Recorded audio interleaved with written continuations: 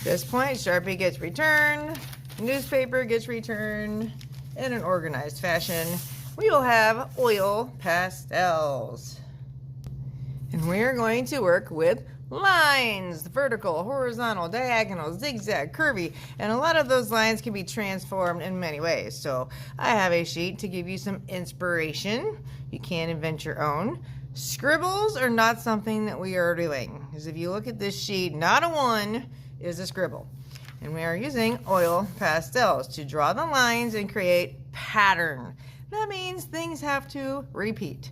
So for example, if I start out doing orange circles in this section, I need to repeat those orange circles.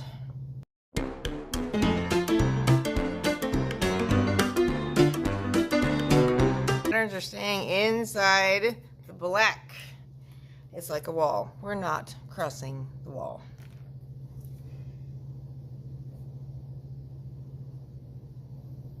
And if you make mistakes, do not try to erase oil pastel.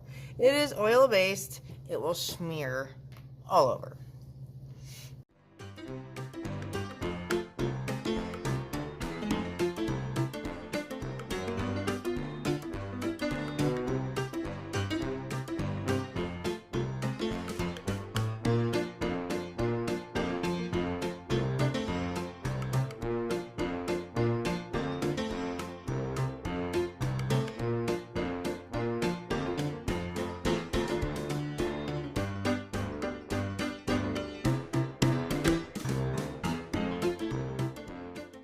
So now I have patterns everywhere, on the trees, on the sun, on the sky, on the fields. If you really wanted, you could put some on your building if you have a building.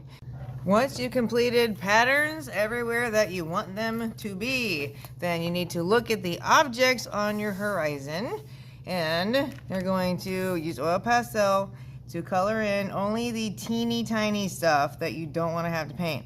Like a tree trunk, that's pretty tiny. I don't want to have to paint that. Painting the tree tops is another story. I could easily paint those. So if you have tiny, tiny little details, you can use oil pastel to fill those in.